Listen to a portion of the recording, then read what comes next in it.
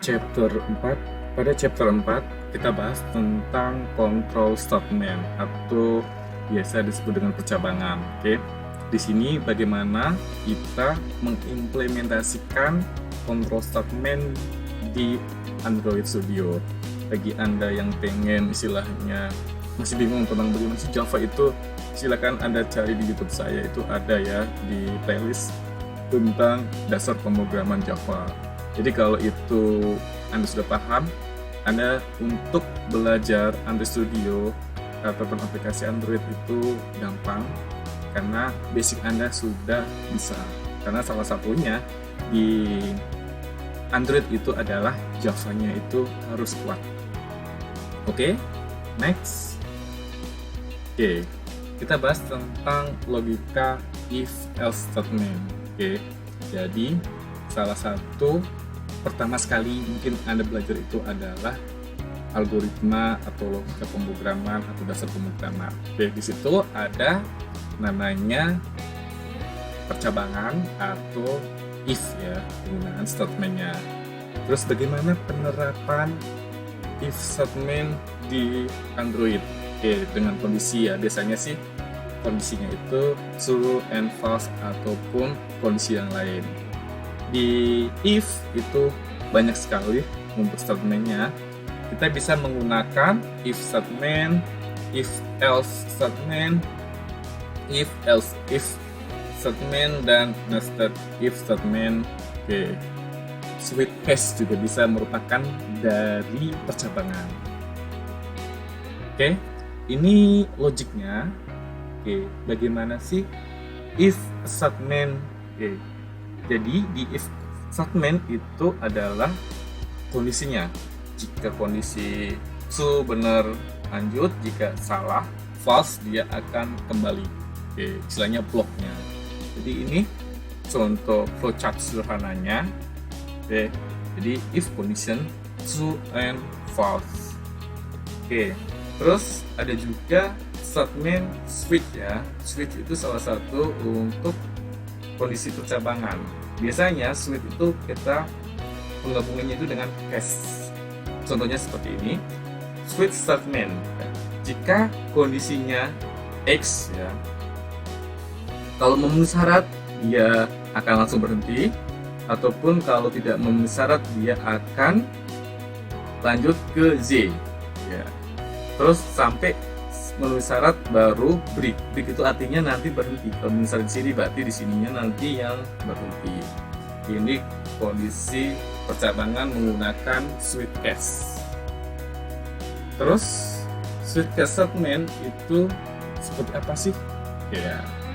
Oke, berikut secara teoritisnya. Jadi istilahnya untuk ekspresi logikanya. Oke, jadi istilahnya kita menggunakan blok ya untuk breaknya, sehingga langsung jika memenuhi syarat nanti dia akan berhenti. Oke, terus bagaimana penerapannya di Android Studio menggunakan contoh if dan case? Di sini contohnya ini, yang atas saya pakai if, kedua if, ketiga kita menggunakan case. Oke, selanjutnya contoh kita desain dulu tampilannya. Jadi di tampilannya ini saya pakai yang sederhana ya, pakai linear layout aja. Ini kita tentukan ya, ini linear layout. Terus buttonnya ini saya beri nama, jangan lupa diberi nama itu btn if, terus nama buttonnya. Ini untuk teksnya. Oke, jadi kalau ini klik nanti tampilnya di sini. Ini contoh sangat sederhananya. Ini untuk button if selanjutnya. Oke, jadi ini hasilnya akan tampil di txt show if.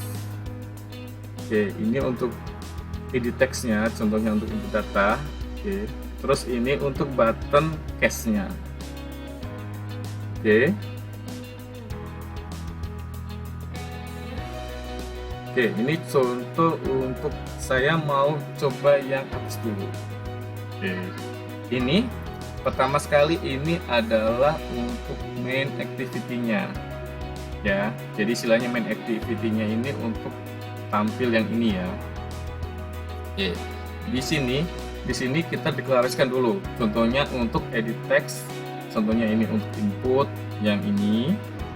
Terus ada text view, contohnya untuk pesan, atau text view untuk pesan. Ini kita pakai switch. Ini contoh saya deklarasikan untuk nilainya itu x70. Jadi di sini ini contohnya logik pertama. Oke. Jika nilai x lebih besar dari 50, maka lulus. Jika di bawahnya maka tidak lulus. Deklarasinya di sini nilai x ini karena nggak saya input ya, ini saya deklarasikan langsung otomatis 70, maka kalau kita klik nanti keterangannya dia di sini lulus. Ini contoh sederhana penggunaan if. Jadi isinya pakai true false. Jadi nanti Anda bisa untuk pakai nilai-nilai atau transaksi data yang lainnya. Jadi bagaimana sih penggunaan if di Android? Ini contoh sederhananya. Oke, selanjutnya ini kita pakai text input. Oke ya. Jadi ini untuk deklarasinya. Jadi di sini ini saya menggunakan untuk class ya. Jadi nanti kalau kita klik otomatis nanti akan keluar keterangannya di sini. Jadi di sini contohnya if input text get text to string sama dengan 0 itu tidak boleh 0. Kalau diketikkan klik nanti akan keluar di sini class-nya. Jadi ada notifikasi langsung namanya saya Anas Sekolani. Ini contoh. Untuk if else ini gampang, tinggal nambahin lagi untuk deklarasinya. Untuk yang di sininya ya. Ini if else dan lain-lainnya. Terus selanjutnya bagaimana sih kita membuat switch cache? Oke ya. Ini contohnya switch cache. Berarti switch cache-nya ini kita konsentrasi di sini. Untuk pesan switch-nya. Bagaimana untuk tampilannya? Ini seperti ini. Oke. Pertama ini kita deklarasikan berarti text view, VNBID itu text view, pesan switch titik. Dua-dua itu bisa loading itu biar tidak muncul kosong ya, atau kita klik baru muncul. Di sini integer d sama dengan 6. Jadi kalau 6 dia akan berhenti. Contohnya kita switch cache 1. Cache 1 itu otomatis mode tidak sesuai karena harus 6, dia turun ke bawah. Tidak sesuai, turun ke bawah lagi. Tidak sesuai, diturun ke bawah lagi. Tidak sesuai, turun ke bawah lagi. Tidak sesuai, turun ke bawah sampai ke cache 6. Cache 6 sama 6 ini sama, maka otomatis dia akan berhenti breaks dan akan pesan teksnya itu akan jadi Saturday. Ini ya. Oke, ini contoh penggunaan percabangan if dan switch, contoh sederhana.